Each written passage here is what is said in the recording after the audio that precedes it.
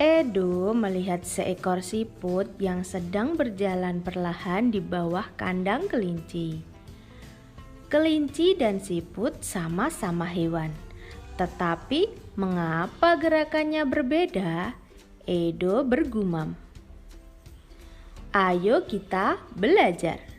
Kelinci berjalan sangat lincah dan cepat, sedangkan siput berjalan sangat lambat. Mengapa bisa begitu ya?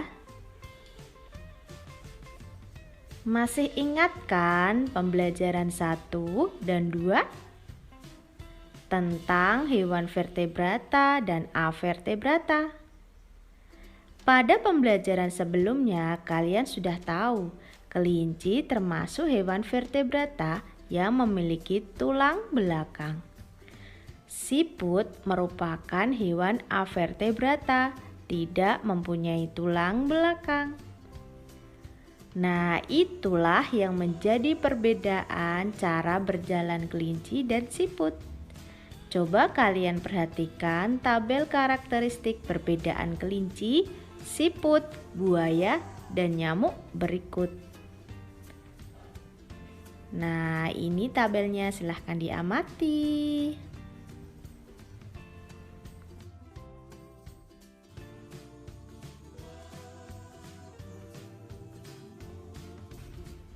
Kalian sudah mengamati tabel perbedaan kelinci, siput, buaya, dan nyamuk. Lalu, apa kesimpulan yang bisa kalian dapatkan? Ya, kelinci dan buaya termasuk vertebrata. Sedangkan untuk siput dan nyamuk termasuk avertebrata atau nama lain invertebrata. Adapun ciri-ciri hewan avertebrata, yang pertama, biasanya susunan sarafnya berada di perut. 2. Memiliki rangka luar. 3. Otaknya tidak terlindungi oleh rangka. Siput mempunyai organ gerak perut. Otot-otot di perutnya berfungsi mengangkat dan menggerakkan tubuh ke depan. Perut siput berbentuk pipih dan lebar, memiliki banyak kelenjar lendir. Lendir berguna untuk melindungi tubuhnya dan mempermudah bergerak. Ayo simak tabel hewan avertebrata berikut. Nah, ada belalang, cacing, dan juga ubur-ubur.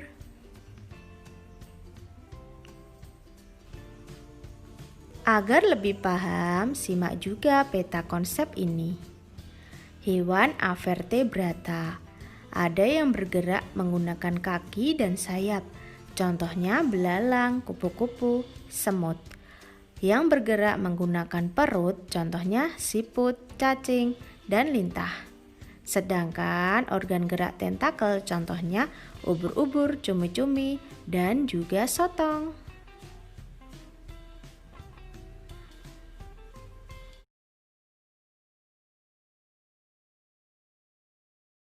Tentukan ide pokok setiap paragraf. Siput bukan hewan lemah. Paragraf 1. Siput menurut sebagian orang dianggap sebagai hewan yang lamban dan menjijikkan. Bahkan karena gerakannya yang lamban, tidak jarang orang membanding-bandingkannya dengan kelinci.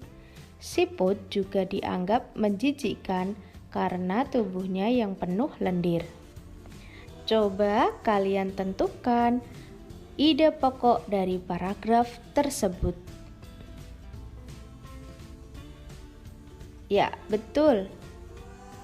Coba kalian lihat kata lamban dan menjijikkan. Nah, di kalimat kedua dan kalimat ketiga juga ada kata-kata ini. Sehingga dapat kita simpulkan bahwa kalimat kedua dan kalimat ketiga adalah paragraf atau kalimat penjelas.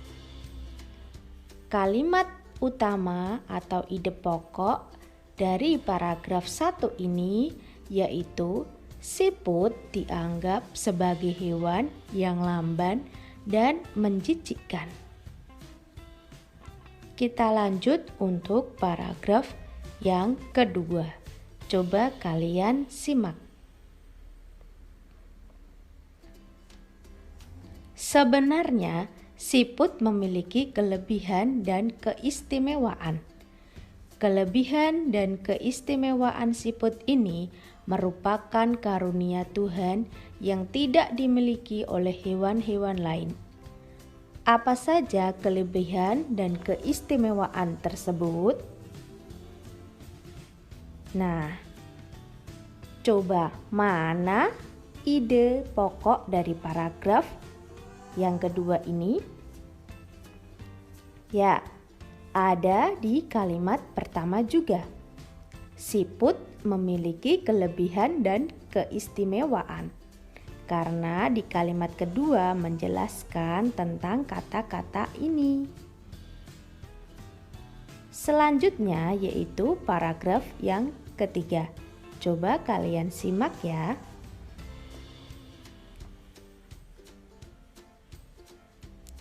Siput merupakan hewan yang berjasa dalam penguraian serpihan daun-daunan. Kenapa berjasa? Karena siput memakan daun-daunan dan menjadikannya bagian-bagian yang kecil atau serpihan, sehingga mudah untuk diuraikan oleh bakteri pengurai.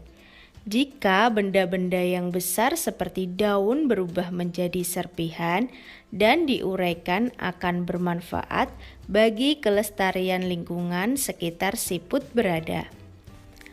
Hasil penguraian yang diawali oleh siput itu akan berfungsi menjadi pupuk alami, sehingga tanah pun menjadi subur. Kalimat utama pada paragraf ketiga ini juga terletak di awal kalimat. Selanjutnya paragraf keempat. Siput adalah sang pengembara yang mandiri. Meskipun siput berjalan lamban, namun siput memiliki stamina yang sangat bagus. Daerah pengembaraan siput pun sangat luas. Pengembaraan siput dimulai sejak siput menetas. Setelah menetas, siput langsung mandiri. Siput tidak lagi terikat dan bergantung pada induknya. Paragraf keempat ini untuk ide pokoknya juga terletak di awal kalimat, yaitu siput adalah sang pengembara yang mandiri. Paragraf kelima. Nah, anak-anak, coba kalian tentukan sendiri ide pokok dari paragraf yang kelima. Setelah ketemu, kalian bisa mencocokkan dengan guru kalian masing-masing. Paragraf keenam atau yang terakhir. Nah, di sini coba kalian tentukan sendiri lagi mana yang menjadi kalimat utama dari paragraf ini.